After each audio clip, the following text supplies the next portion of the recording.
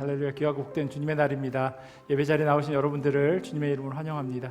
우리 앞뒤좌우로 같이 인사할까요? 비가 많이 오는데 그래도 편안하셨는지 안부 물으시고 또 잘 지내셨는지 이렇게 인사 나누시면 좋겠습니다. 네. 지난주 월화에 때 비가 많이 와가지고 또 지하에 막 물 찬 집도 많고 그러시더라고요. 그래서 걱정스러웠는데 또 오늘도 비가 또 좀 온다고 해서 별탈 없이 또 특별히 예배 드리는 중에 아무 일 없이 안전하게, 물론 천장이 비가 새는 일은 없겠지만 그래도 그렇게 주님께 집중하고 또 주님 앞에 기쁨으로 나아가는 그런 예배 자리 되기를 간절히 소원합니다. 이제 다 함께 우리 마음을 모아서 영과 진리로 하나님께 예배 드립니다.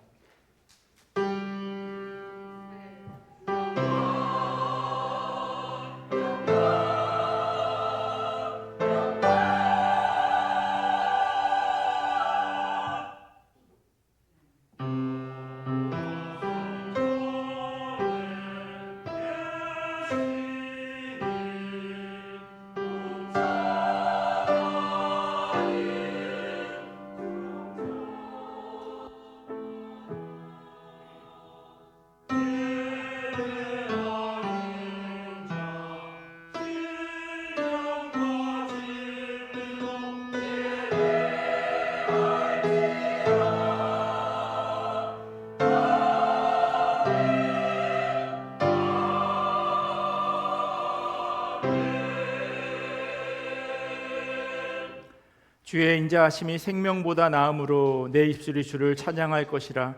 이러므로 나의 평생에 주를 송축하며 주의 이름으로 말미암아 나의 손을 들리이다. 아멘. 우리 다 자리에서 일어나셔서 찬송가 20장으로 하나님 찬양하겠습니다.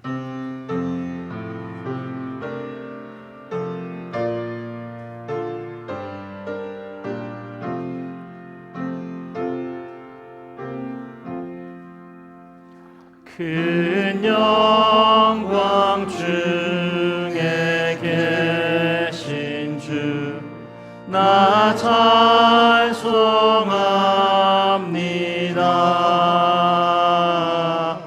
영원히 계신 주 이름 나 찬송합니다.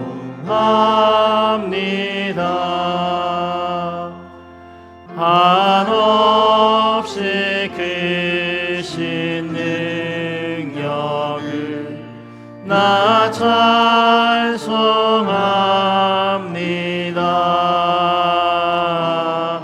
참되고 미쁜 그 언약 나 찬송합니다.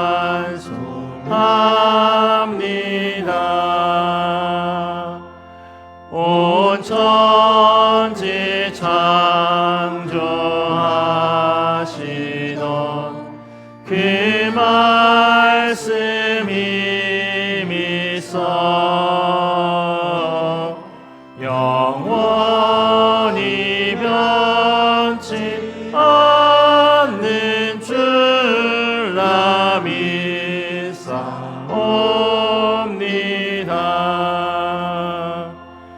그 온유하신 주 음성 날 불러주시고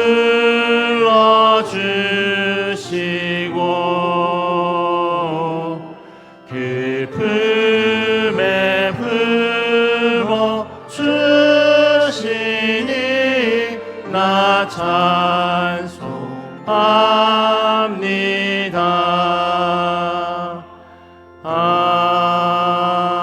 아멘.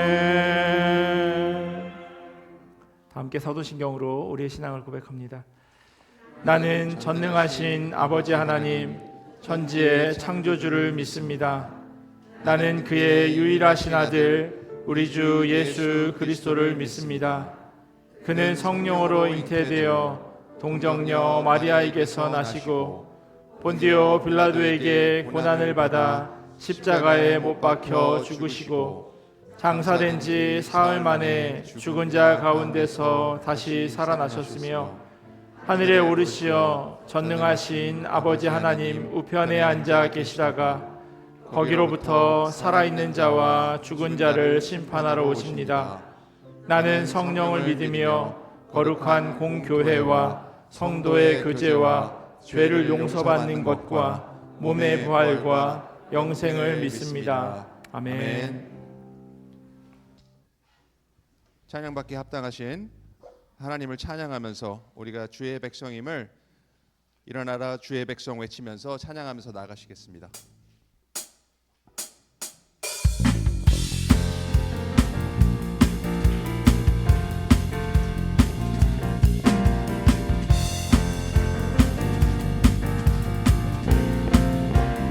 일어나라 주의 백성, 일어나라 주의 백성, 빛을 발하라. 주가 너의 영광으로 임하시리라. 일어나라 주의 백성, 일어나라 주의 백성, 빛을 발하라. 주가 너의 영광으로 임하시리라. 온 세상이 어둠 속을 헤매고 있지만 주가 너와 함께 계셔 회복을 명하니라. 일어나라 빛을 발하라. 만 백성이 너의 빛을 보고 사방에서 나오네. 일어나라 빛을 발하라. 만 백성이 자유함을 얻어 기뻐하는도다. 한 번 더 선포하며 나갑니다. 일어나라 주의 백성, 일어나라 주의 백성, 빛을 발하라. 주가 너의 영광으로 임하시리라. 일어나라 주의 백성, 빛을 발하라. 주가 너의 영광으로 임하시리라. 온 세상이 어둠 속에 헤매고 있지만 주가 너와 함께 계셔 회복을 명하니라. 일어나라 빛을 발하라. 만 백성이 너의 빛을 보고 사방에서 나오네. 일어나라 빛을 발하라. 만 백성이 자유함을 얻어 기뻐하는도다. 주님의 영광 나타나셨네. 주님의 영광 나타나셨네. 권능으로 임하셨네. 죽음에서 날 살리신 주 성령, 놀라우신 주 하나님. 할렐루야 주의 나라가, 할렐루야 주의 나라가 눈먼 자는 눈을 뜨며 할렐루야 임하소서. 저는 자는 걷게 되리. 나는 선포하리.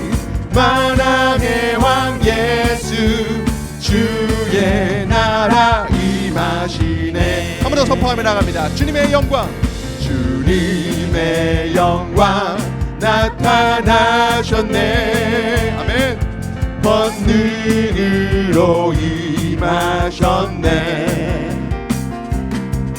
죽음에서 날 살리신 주 성령, 놀라우신 주 하나님. 할렐루야 주의 나라가, 할렐루야 주의 나라가 눈먼 자는 눈을 뜨며 할렐루야 일하소서. 저는 자는 걷게 되리. 나는 선포하리. 만왕의 왕 예수 주의 나라 임하. 나는 선포하리. 나는 선포하리. 만왕의 임하시네. 하나님께 영광의 박수, 감사의 박수 오늘 올려드리겠습니다.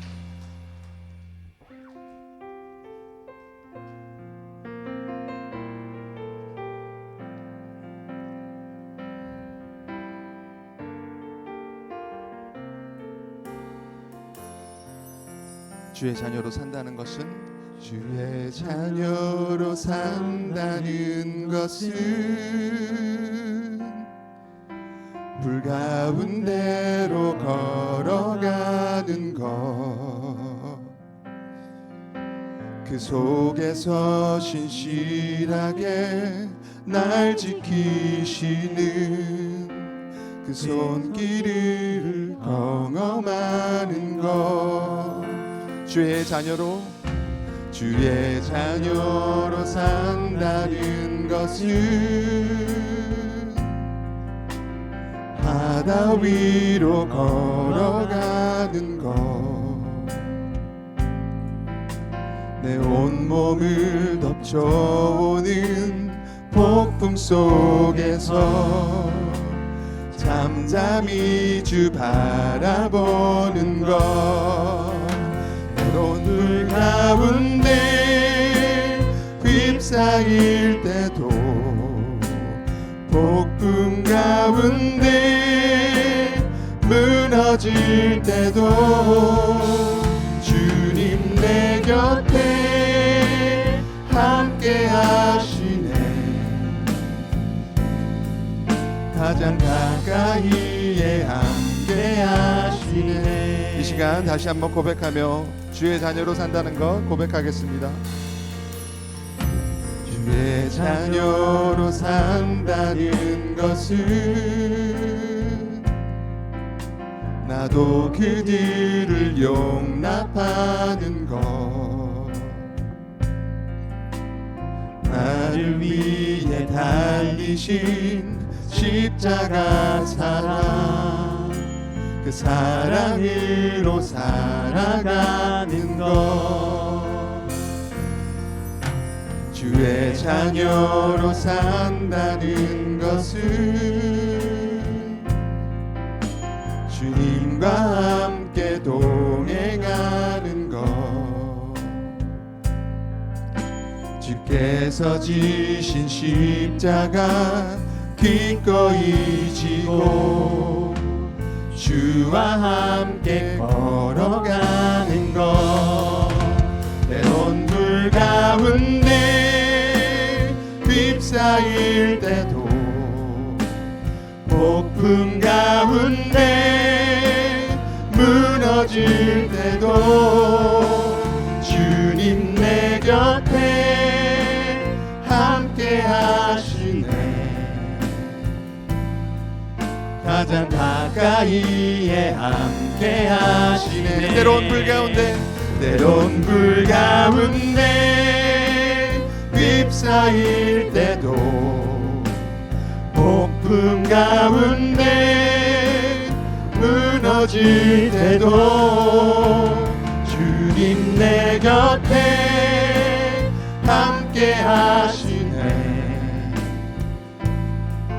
가장 가까이에 함께 하시네. 보라 하나님 구원을, 보라 하나님 구원을, 보라 하나님 능력을 너희를 위해서 삼으시는 주의 손을, 보라 보라 보라 하나님 구원을, 보라 하나님 능력을 너희를 위해서 삼으시는 주의 손을,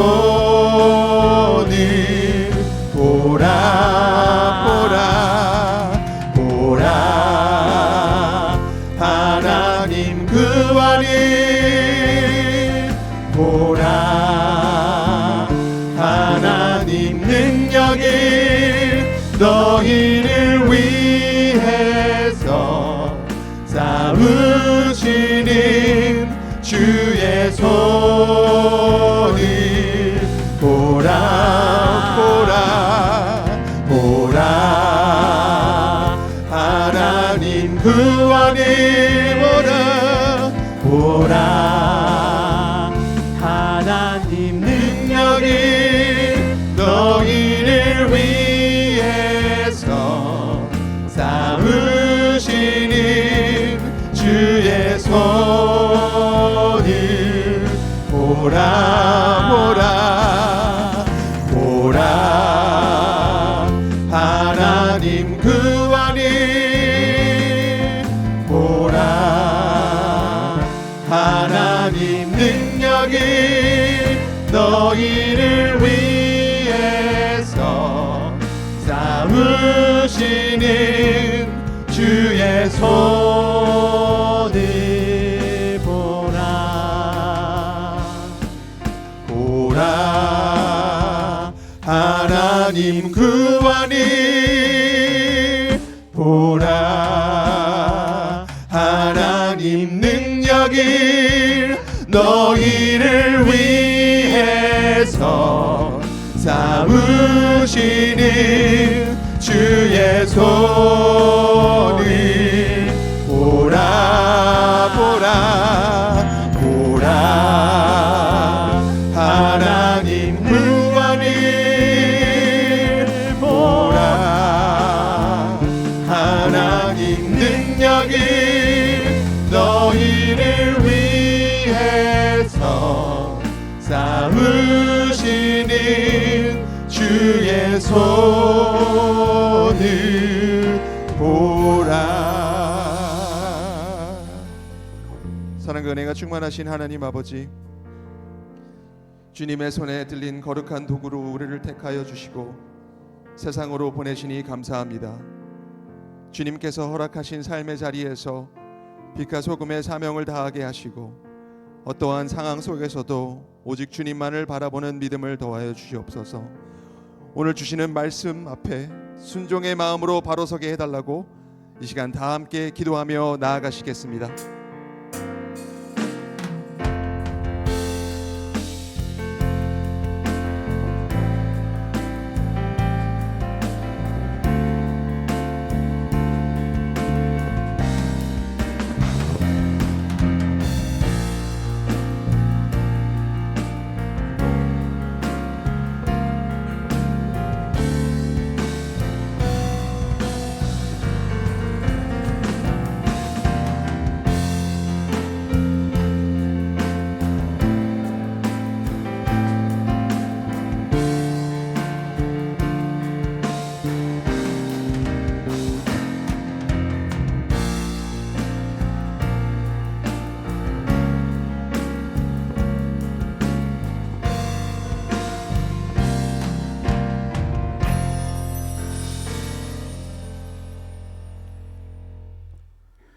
거룩하시고 사랑이 마신 하나님 아버지, 오늘도 저희를 생명의 자리, 예배의 자리로 불러주시고 한 주간도 크신 은혜와 보호하심 가운데 살아가게 하심을 감사드립니다. 뜨거운 여름의 계절에도 저희의 삶과 가정, 일터와 교회를 지켜주시고 호흡하는 순간마다 하나님의 사랑으로 함께하여 주심을 찬양합니다. 주님, 이 시간 저희의 마음을 돌아봅니다. 하나님보다 세상을 더 의지했던 모습, 사랑보다 미움이 앞섰던 모습, 감사보다 불평이 많았던 모습을 용서하여 주옵소서. 예수 그리스도의 보혈로 저희를 깨끗하게 씻어주시고 다시 한번 주님만 바라보는 믿음의 사람들로 세워주옵소서. 주님, 지금도 세계 곳곳에서는 전쟁과 분쟁으로 수많은 사람들이 두려움과 고통 속에서 살아가고 있습니다. 가족을 잃고 삶의 터전을 잃은 이들을 긍휼히 여겨주시고 미움과 폭력이 멈추게 하시며 전쟁보다 평화를 선택하는 지도자들이 세워지게 하옵소서. 억울한 생명이 더 이상 희생되지 않게 하시고 하나님의 공의와 사랑이 모든 나라 가운데 이루어지게 하옵소서.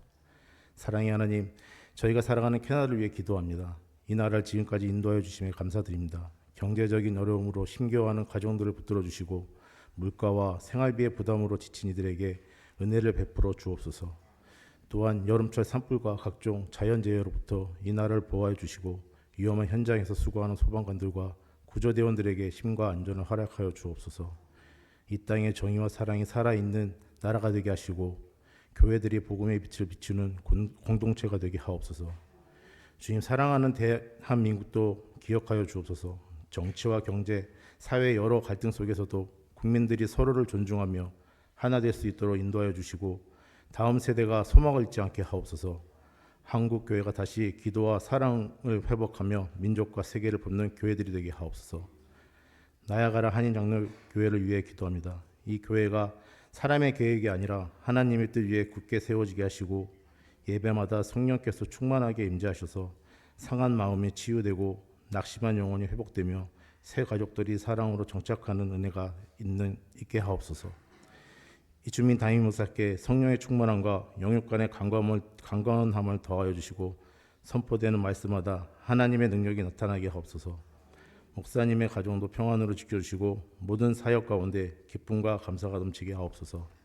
또한 성가대와 찬양팀, 안내와 주차, 식당 봉사, 교사와 모든 봉사자들의 헌신을 기억하여 주옵소서.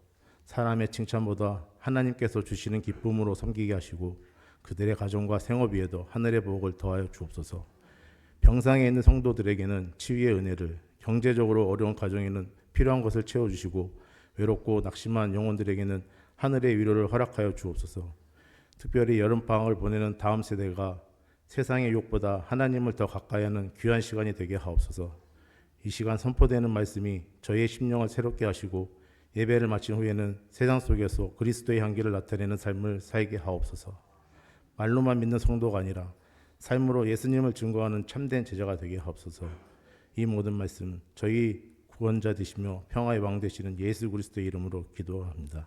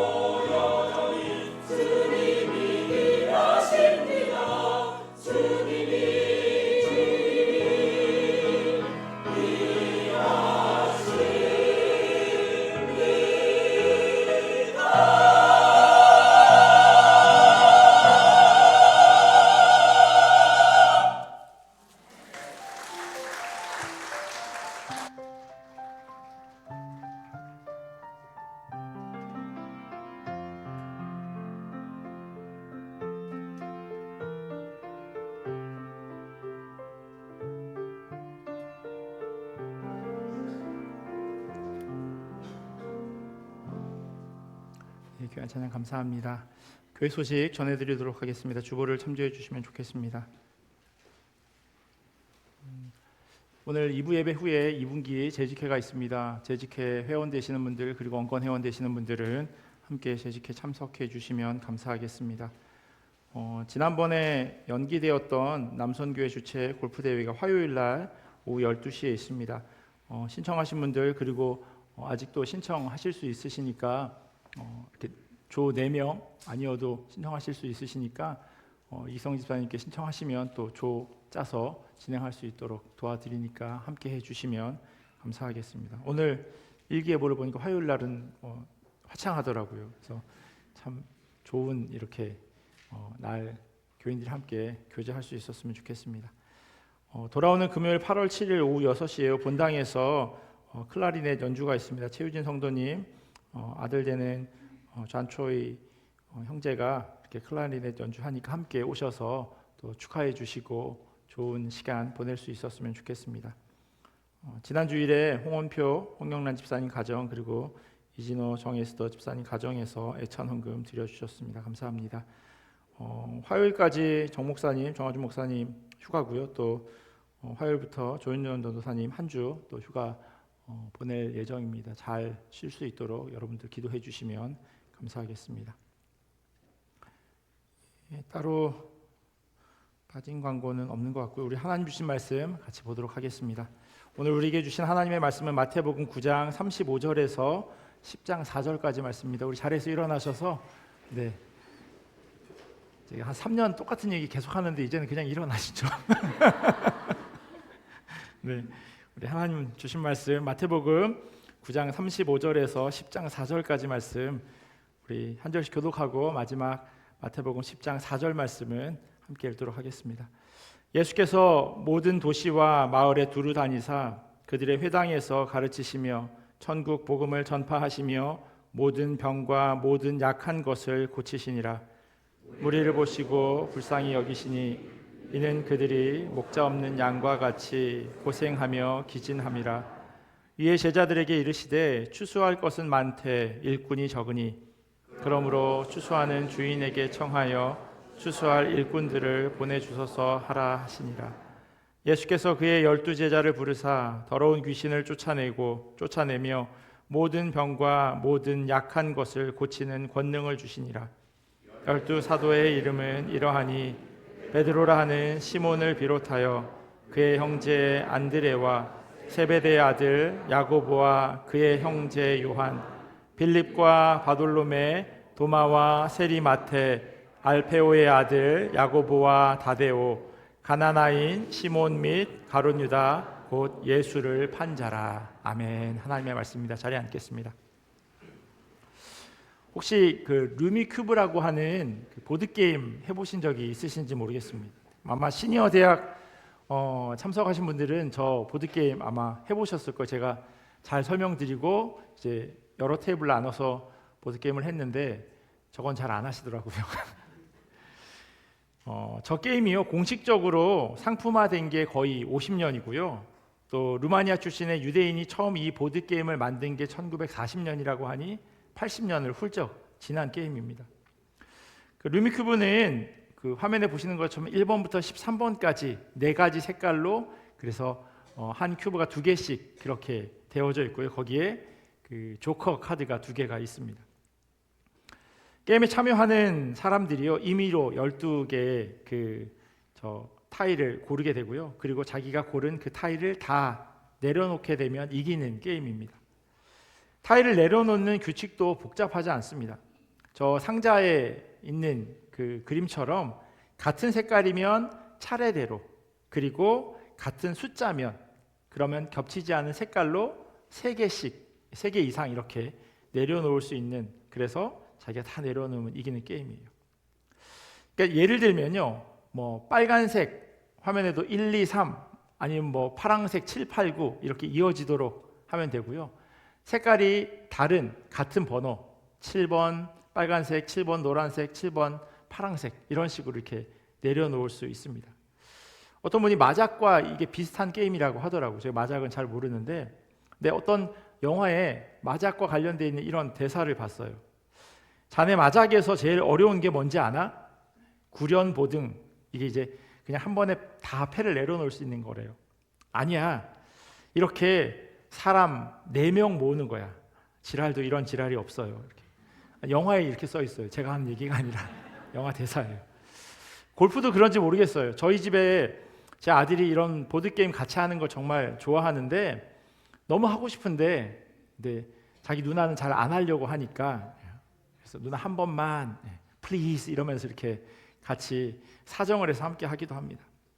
근데 이 게임이 되게 신기한 게요, 4명이 함께 할 때 아무리 다른 사람이 이렇게 많은 타일, 어떤 한 사람이 많은 타일을 내려놓아서 그 사람이 이길 것 같지만 4명 중에 한 사람이라도 자기가 가지고 있는 타일을 이렇게 내려놓는 걸 시작하지 않으면 끝나는 것이 어렵습니다. 그러니까 함께하는 그 모든 사람들이 다 중요한 거예요. 오늘 저희가 함께 읽은 이 본문 9장은요, 예수님께서 유대 사람들을 목자 없는 양같이 그렇게 불쌍하게 여기시고 추수할 일꾼들을 청해야 하겠다 말씀하시고 나서 10장에서 12 제자를 부르셔서 그들에게 권능을 주십니다. 그리고 저희가 읽진 않았지만 그 다음에는 이 제자들이 나가서 그 권능을 펼치죠. 저희가 보고 있는 이 성경은요, 9장 그리고 10장 이렇게 중간에 끊어져 있어서 잘 이해가 되지 않지만 이어서 함께 보면 결국에는요, 추수할 일꾼이 곧 제자들인 것을 알 수 있습니다. 예수님의 공생의 기간 동안 하셨던 그 기본적인 사역은요, 하나님 나라 선포 그리고 치유와 회복이었습니다. 이 치유는요, 이 육체적인 그 치유뿐만 아니라 영적인 영역에도 포함됩니다. 9장 35절 말씀을 보시면요, 예수님이 하셨던 사역이 잘 기록되어 있어요. 예수께서 모든 도시와 마을을 두루 다니시면서 유대 사람의 여러 회당에서 가르치며 하늘나라의 복음을 선포하며 온갖 질병과 온갖 아픔을 고쳐주셨다. Teaching, Preaching, 그리고 Healing, 이게 예수님께서 하셨던 사역의 전부였습니다. 마태복음 9장을 처음부터 읽어보면요, 이 병 고치는 기적으로 가득 차 있어요. 중풍병자를 고치시고 한 관리의 죽은 딸을 살리시고 예수님의 옷자락을 만진 그 혈루병 걸린 여인도 고침을 받습니다. 눈먼 사람이 예수님을 따라오면서 우리를 불쌍히 여겨주십시오 라고 외치자 예수님께서 손으로 그들의 눈을 만져서 고쳐주시고 또 말 못하는 사람도 말할 수 있도록 치료해 주셨습니다. 예수님 당시에요, 병을 가지고 있다, 그래서 그 병이 고쳐졌다라고 하는 건요, 단순히 아픈 게 사라졌다라고 하는 그런 의미를 넘어서는 그냥 장애가 없어졌다라고 하는 그 이상의 의미를 가지게 됩니다. 오늘날에도 큰 병이 걸리거나 사고가 생기면 내가 하나님께 뭘 잘못해서 이런 일이 나한테 생긴 거야 라고 그렇게 생각합니다. 근데 이게요, 예수님 당시 유대인들이 가지고 있었던 동일한 생각이었어요. 질병이나 장애는 죄 때문에 일어난다라고 여겼으니까요. 여기서 말하는 죄, 이건요, 하나님과의 관계에서 일어나는 것이기에 종교적인 그런 문제일 수도 있지만 이것은 자연스럽게 사회적으로 완전히 소외되는 것으로 이어집니다. 왜냐하면 이 죄가 있다고 하는 건 하나님의 구원에서 이렇게 배제된 그런 사람이니까요. 민수기 5장을 보면 문둥병이나 몸에서 피나 고름이 나는 사람들, 그런 병에 걸리면 공동체에서 격리해야 한다는 그런 말씀이 있습니다. 너는 이스라엘 자손에게 악성 피부병 환자와 고름을 흘리는 사람과 죽음에 닿아 부정을 탄 사람은 모두 진에서 내보내야 한다고 지시하여라. 남자나 여자나 가릴 것 없이 똑같이 진 바깥으로 내보내어 내가 머물고 있는 진을 더럽히지 않도록 하여라. 이러한 격리는요, 출애굽하는 이스라엘 백성들 광야에서 병이 전염되지 않는 것을 예방하는 방법으로 여길 수 있지만 이후에도 계속해서 질병에 걸린 사람들은 사회적으로 완전히 소외시켰습니다. 사람들과 함께 지낼 수 없으니 당연히 경제적인 어려움, 그건 뭐 찾아오는 게 당연하죠. 결국 질병이 있는 사람들은요, 죄 때문에 종교적으로, 사회적으로, 그리고 경제적으로 어려움 당하는 것 당연한 거야 라고 사람들은 생각했습니다. 물론 이 질병이 모두 어떤 한 사람, 내가 지은 죄 때문에 생겼다고 그렇게 여기진 않았어요. 요한복음 9장을 보면요, 제자들이 날 때부터, 그러니까 태어날 때부터 눈먼 사람을 보고 예수님께 이렇게 질문해요. 선생님, 이 사람이 눈먼 사람으로 태어난 것이 누구의 죄 때문입니까? 이 사람의 죄 때문입니까? 아니면 그 부모의 죄 때문입니까? 태어났을 때 아팠어요. 그럼 이게 누구 잘못이냐는 거예요. 태어난 사람이 뭘 잘못할 게 없으니 부모로부터 이렇게 내려받은 것 아니냐, 이렇게 생각했던 거죠. 그게 궁금했던 거예요. 예수님께서는요, 이 땅에 오셔서 하신 사역 가운데 힐링, 치유하는 것이 있었던 이유는 이렇게 질병 때문에 죄인 취급받았던 그러한 이들을 사회적 또는 경제적으로 소외당하는 그걸 막기 위해서였어요. 그렇게 되지 않기를 예수님 바라셨던 겁니다. 그리고 궁극적으로 이 땅에서 그들이 하나님의 나라를 경험하기를 원하셨어요. 그래서 그들의 병을 고쳐준 겁니다. 그들이 묻고 있었던, 그들이 이렇게 억압하고 있었던 것으로부터 자유하도록 하는 것이 예수님이 바라시는 것이었어요. 예수님께서 이 땅 가운데서 하셨던 이 사역을 이제는 제자들도 동일하게 할 수 있도록 그 능력을 옮겨 주신 겁니다. 보면 10장 1절에 이렇게 써 있어요. 예수께서 12제자를 부르셔서 더러운 귀신을 제어하는 권능을 주시고 그들이 더러운 귀신을 쫓아내고 온갖 질병과 온갖 허약함을 고치게 하셨다. 주님의 능력을 나눠 받은 12명의 사람, 그게 마태복음 오늘 본문 10장 2절부터 4절까지 쭉 써 있습니다. 첫 번째로는 베드로, 안드레, 야고보, 요한, 이렇게 4명은 한 동네에서 같은 직업, 어부로 이렇게 살았던 사람이에요. 그리고 요한복음 1장 44절에 보면요, 빌립은 벳세다 출신으로 안드레와 베드로와 한 고향 사람이었다라고 성경이 기록하고 있는데요, 이 벳세다라고 하는 말이 어부의 마을이라는 뜻을 가진, 그래서 갈릴리의 어촌이었다고 하는 점에서 빌립 역시 어부로 추정해 볼 수 있습니다. 어부라고 하는 직업에 대한 다양한 견해들이 있어요. 자기 배를 가지고 있었기 때문에 아주 가난한 부류의 사람은 아니었다라고 하는 그런 입장과요, 경제적인 것과 상관없이 배를 가지고 있었다는 것, 그게 그들이 것이건, 그러니까 배 주인이건 아니면 배를 렌트해서 물고기를 잡는 사람이건 상관없이 사회적으로 높은 지위에 있는 사람들은 아니었다라고 보는 견해예요. 하지만 주로 어부는 무식한 사람이다라고 하는 것은 공통된 생각이었습니다. 학자들이 공통되게 생각했어요. 그러니까 어부가 양치는 목자들처럼 사회적으로 완전히 무시받는 사람은 아니었지만 그렇다고 해서 존경받는 그런 직업을 가진 사람도 아니었다는 거예요. 또 정확하게 직업이 알려진 사람은 3절에 나와 있는 마태복음을 기록한 이 마태예요. 세리 마태, 텍스 콜렉터. 세관에서 일하는 사람이기 때문에요, 당연히 지식을 가지고 있죠.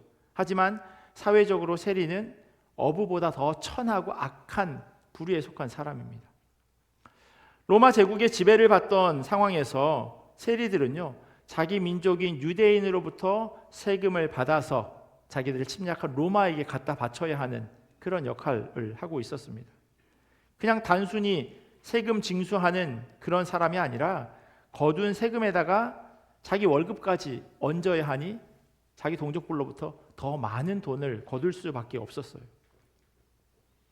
거기다 이방인과 접촉하는 것은 유대인의 율법을 어기는 겁니다.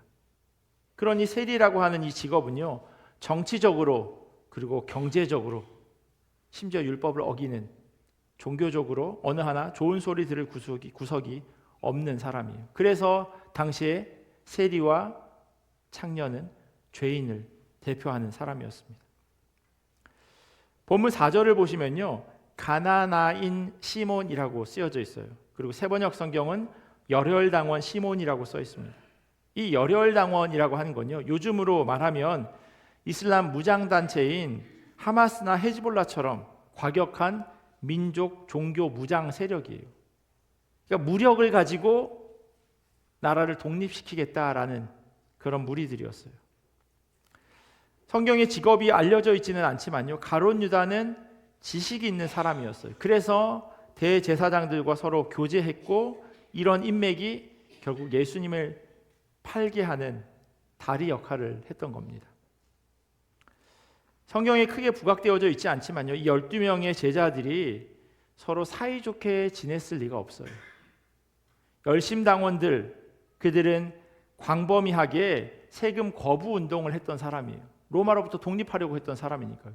그런 사람과 마태, 세금을 징수하는 사람이 함께 있었다라고 하는 것, 다른 생각을 가진 사람들이 한 무리에 모였으니 그 공동체가 어떻게 평안할 수 있겠습니까? 돈 관리를 잘하는 세리 마태가 있었음에도 불구하고 가룟 유다가 이 공동체의 돈을 관리하는 역할, 편안하다고 할 수 없는 상황이에요. 거기다 치맛바람을 일으키는 엄마까지 등장하니 이 관계가 악화될 수밖에 없습니다. 마태복음 20장을 보면요, 예수님의 제자인 야고보와 요한의 어머니, 그러니까 세베대의 아내가 등장해요. 그녀가 예수님을 찾아와서 절하면서 이렇게 이야기해요.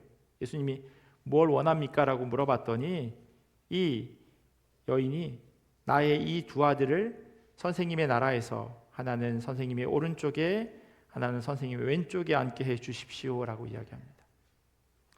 선생님의 나라, 그러니까 예수님이 나중에 이 나라의 왕이 되시면 제 아들 야고보와 요한에게 높은 자리 한 자리씩 좀 주시면 좋겠습니다. 내가 바라는 게 그겁니다 라고 이야기를 한 거예요. 이 말을 들은 다른 제자들이 어떻게 반응했을까요? 성경이 이렇게 써 있어요. 열제자가 이 말을 듣고 그 두 형제에게 분개하였다. 제자들의 화가요, 야고보와 요한의 어머니가 아니라 이 두 제자들에게 향하고 있다고 설명하고 있어요. 왜냐하면 자기들의 선수를 뺏긴 거니까요. 저 말을 내가 먼저 했어야 되는데, 그 생각을 하고 있었던 거예요. 예수님의 제자 그룹은요, 그 안에서 이런 여러 가지 갈등과 어려움이 있을 수밖에 없는 부족한 사람들의 공동체였습니다. 그럼에도 예수님께서는 이런 12명의 사람을 주축으로 예수님의 제자들을 구성합니다.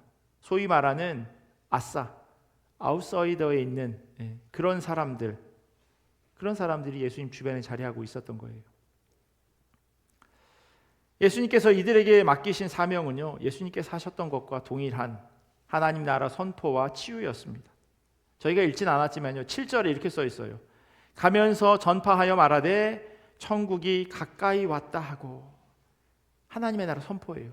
그리고 두 번째는 8절에 기록되어 있는 치유 사역이에요. 병든 자를 고치며 죽은 자를 살리며 나병 환자를 깨끗하게 하며 귀신을 쫓아내되 너희가 거저받았으니 거저주라.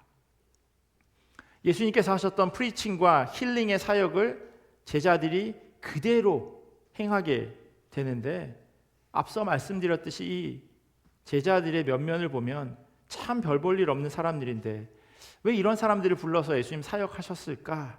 질문이 생길 수밖에 없습니다. 사람들이 존경하고 학식 있고 능력 있고 거기다 재력까지 있는 사람들, 그들을 제자로 부르셨다면 훨씬 예수님의 사역이 효과적인 결과를 얻을 수 있었을 거예요. 이 질문이 오늘 설교의 제목이나 마찬가지입니다. 예수님이 손에 든 카드. 제가 루미큐브 말고요, 또 다른 게임을 소개해 드릴게요. 그 카드 트럼프로 하는 건데 도둑잡기라고 하는 게임이 있어요. 아주 쉬운 단순한 게임이에요.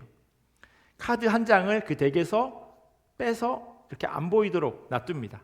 그리고 나머지 카드를 모여 있는 사람 뭐 4명도 좋고 6명도 좋고 다 동일하게 나눠 가져요. 그리고 가지고 있는 카드에 같은 숫자, 뭐 K면 K, 뭐 7이면 7 같은 숫자를 다 내려놓습니다. 다 모든 사람들이. 그리고 나면 이제 게임이 시작되는 거예요. 내가 가지고 있는 카드를 숨기고 상대방의 카드를 한 장 빼서 나에게 가져와서 같은 숫자가 있으면 또 내려놓는 거예요. 이걸 계속 돌아가면서 반복하는 겁니다. 제가 이 사람 카드를 빼면 이 사람은 그 다음 사람 이렇게 해서 그렇게 하면 마지막에 한 장 카드가 남을 거예요. 왜냐하면 여기 엎어놓은 카드와 똑같은 카드가 있을 테니까. 그러면 그 사람이 이 게임에서 진 도둑이 되는 겁니다. 이 게임을 이기려면요, 같은 카드를 빠르게 내려놓아야 하지만요, 또 나에게 필요 없는 카드를 정확하게는 모르겠지만 상대방이 가져갈 수 있도록 이렇게 유도해야 해요. 이렇게 좀 위쪽으로 올려놓는다든지. 그러게요. 만약 제자들이요, 예수님의 손에 든 카드라고 한다면 아마 버려야 하는 카드였을 겁니다. 보잘것없는 직업에 폭력적인 사람들, 거기다가 다른 사람들로부터 죄인이라고 손가락질 받는, 그래서 상종도 하지 않으려고 하는 그런 인물이 한 자리에 때로 모여 있습니다. 그게 예수님의 12 제자였어요. 다행히 그 가운데 가장 쓸만한 사람, 그 하나가 바로 가룟 유다였어요. 똑똑해서 셈이 빠르고 거기다가 높은 사람들과 연이 있어서 여러모로 쓸모 있는 사람이에요. 보통 사람이라면 버리지 않을 카드예요. 물론 예수님도 버리지 않았습니다. 그러나 이 버리지 않아야 할 그 카드가 손안에 든 도둑 카드였어요. 나머지 11명의 벌 볼 일 없는 사람들은요, 후에 예수님께서 맡겨주신 사역을 정말로 잘 감당합니다. 하나님의 나라의 기쁜 소식을 전하다가 순교하는 삶까지 살아가게 됩니다. 버려야 할 카드가 오히려 살리는 카드가 된 겁니다. 오늘 설교 제목이요, 예수님의 손에 든 카드가 아니라 예수님이 손에 든 카드예요. 두 제목의 차이를 혹시 아시겠어요? 예수님께서는 일부러 이 카드를 손에 잡고 버리지 않으셨던 거예요. 뮤니크웨브에서 일부러 타일을 버리지 않고 쥐고 있는 그런 모양. 이들은요, 마치 버스 맨 뒷자리에서 팔짱 끼고 앉아서 아무것도 하지 않는 그런 승객처럼 예수님께서 하시는 일을 구경만 하던 사람들이었어요. 이런 사람들에게 예수님께서 오늘 운전대를 맡기시고 보내십니다. 툼라이터의 주석을 보면요, 이 장면을 다음과 같이 설명해요. 마태는 이 사건을 기회 삼아 그 12 제자의 이름을 다 소개하고 처음으로 그들을 사도라고 부른다. 사도란 보냄받은 사람이라는 뜻이다. 성경을 살펴보면요, 보냄받은 사람이 정말 많이 등장합니다. 아브라함은 하나님의 약속을 믿고 길을 떠났어요. 어디로 가야 할지 정확하게 알지 못했지만 하나님께서 보내셨기에 순종하며 따라갑니다. 야곱은 자기 잘못 때문에 형을 피해 도망갔어요. 자기의 잘못으로 보냄을 선택할 수밖에 없었습니다. 그의 아들 요셉은 형들에 의해서 노예로 팔려가는 보냄을 경험하죠. 모세 역시 40살에 40살에 미디안 광야로 도망가고 다시 40년 후에 하나님께서 그를 이집트로 보내십니다. 그리고 이집트에서 이스라엘 백성들을 탈출시키죠. 출애굽한 이스라엘 그 백성들은요, 광야 생활을 통해서 참 보냄이 무엇인지를 경험합니다. 그것은 바로 하나님만을 의지하는 삶이에요. 보냄받았다라고 하는 건요, 다른 게 아니라 나를 보내신 그분을 의지하는 삶입니다.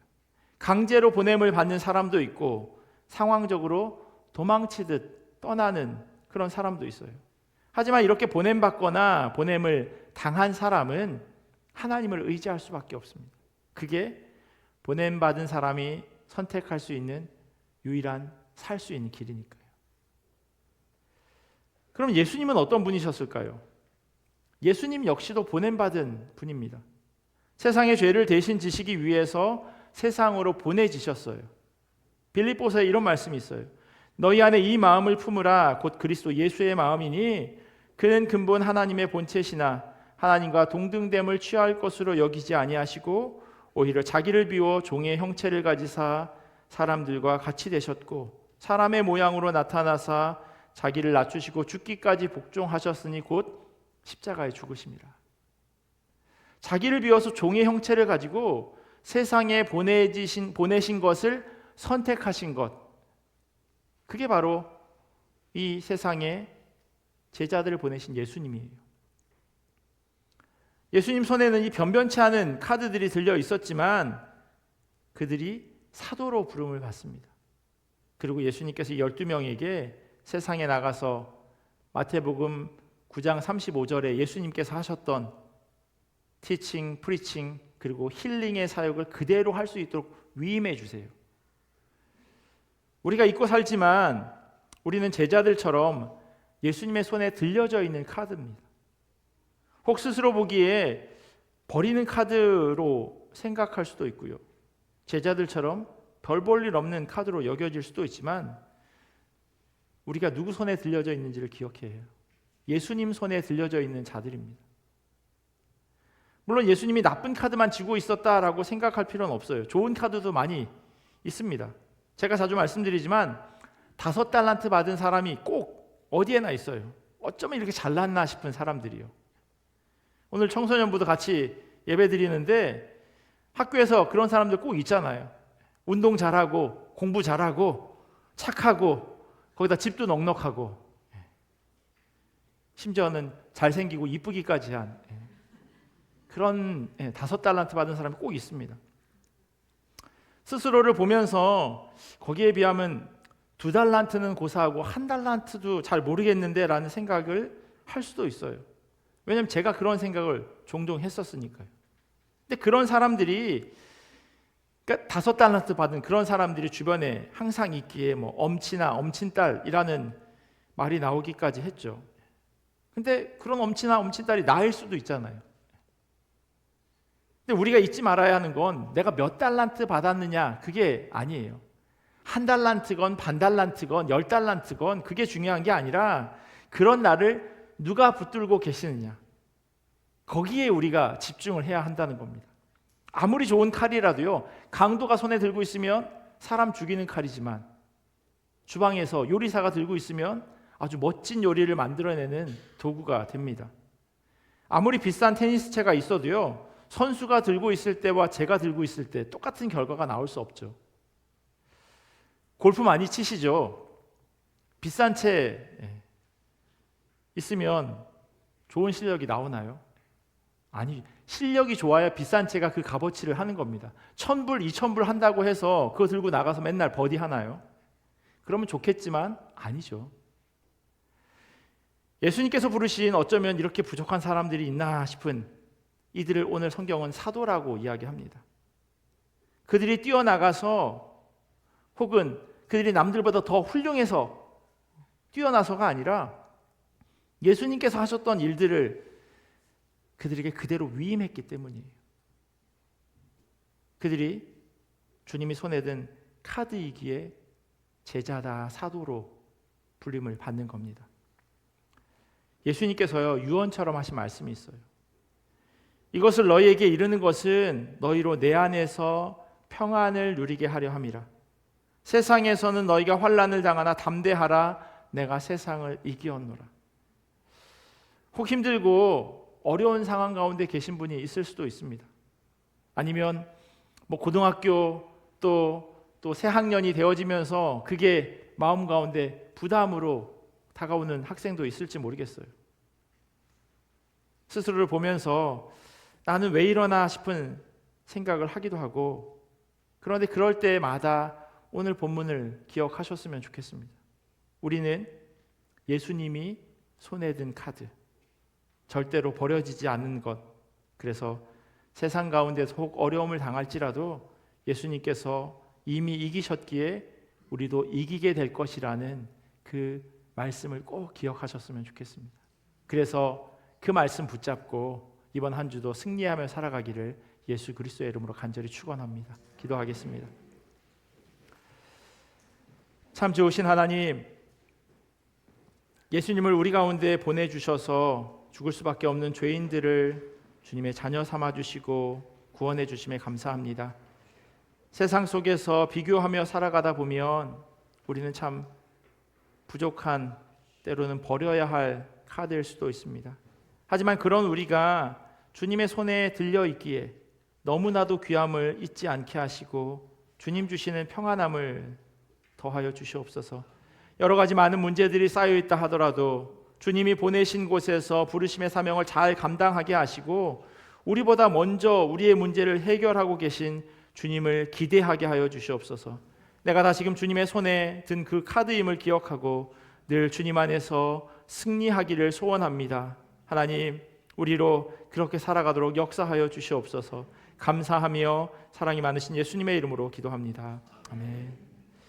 우리 주신 말씀 기억하면서 찬송가 86장 함께 찬양하시겠습니다.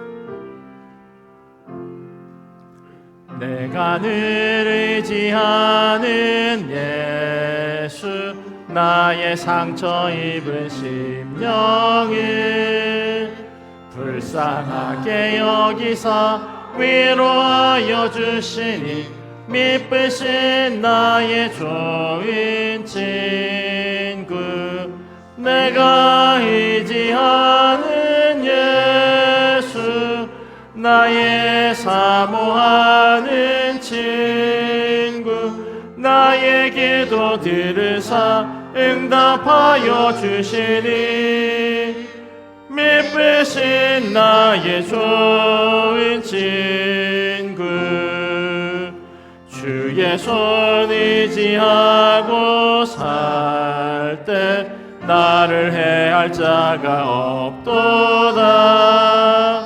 주님 나의 마음을 크게 위로하시니 미쁘신 나의 좋은 친구, 내가 의지하는 예수, 나의 사모하는 친구, 나의 기도 들으사 응답하여 주시니 미쁘신 나의 좋은 친구, 내가 요단강 건너가며 마음이 두려워서 떨 때도 주가 인도하시니 어찌 두려워하랴.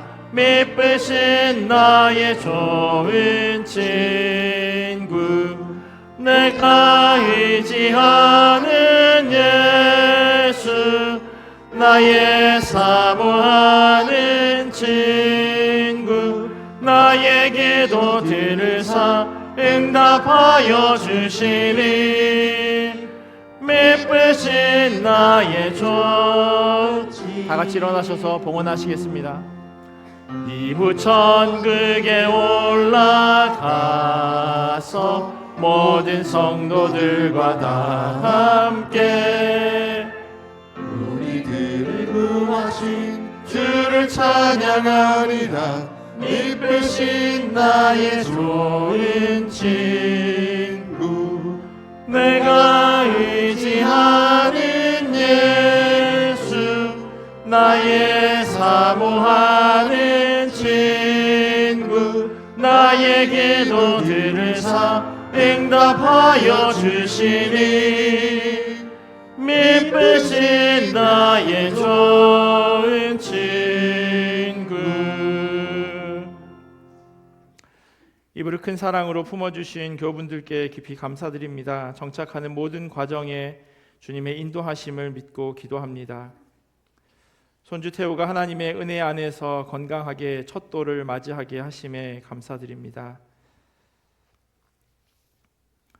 여호와께서 내 음성과 내 간구를 들으심으로 내가 그를 사랑하는도다. 그의 귀를 내게 기울이셨으므로 내가 평생에 기도하리라. 재혼의 가정에 새 생명을 주신 은혜에 감사드립니다. 페오엘 이 사이트를 하나님께 영광 돌리는 시간 되길 기도합니다. 하나님의 은혜 속에 살게 하심에 감사드립니다. 하나님의 크신 은혜로 오늘이 있게 하심을 진심으로 감사드립니다. 범사의 하나님께 감사드립니다. 오늘 교회에 안전하게 도착하게 해주심에 감사합니다. 한없으신 주님의 은혜에 감사합니다. 기도하겠습니다. 하나님 감사합니다. 하나님 주신 은혜, 하나님 주신 복, 또 우리 안에 허락하신 그 귀한 사랑이 얼마나 충만한지 우리로 항상 기억하게 하시고 그것을 헤아리는 자들 될 수 있도록 은혜로 도와여 주시옵소서. 지난 한 주간 여러 가지 많은 어려움도 있었지만 우리가 함께 예배하고 있다고 하는 것, 우리가 이 자리에 서 있다고 하는 것이 하나님의 은혜고 사랑임을 다시금 고백하게 하시고 깨닫게 하여 주시옵소서. 그리하여 주님 주신 은혜로 말미암아 충만한 삶을 살기를 원합니다. 허락하여 주신 것 모든 것들이 하나님으로부터 왔음을 고백하오니 하나님 기쁘게 받아 주시옵소서. 이 물질과 우리의 마음과 우리의 삶이 오직 주님께만 영광되어지도록 인도하여 주시옵시고 이 땅에서 살아가면서 물질 때문에 어려움 당하지 않도록 하나님께서 온전히 채워 주시옵소서. 지금은 우리 주 예수 그리스도의 크신 은혜와 하나님 아버지의 사랑하심과 성령님의 교통하심이 내가 주님이 손에 들고 있는 카드임을 잊지 않고 살아가기를 결단하는 주님의 자녀들 머리 위에, 그리고 이들의 가정과 삶의 자리와 멀리 떨어져 있는 자녀들과 부모님, 그리고 주님의 몸된 교회 위에 지금부터 영원토록 함께 하시기를 간절히 축원하옵나이다. 아멘.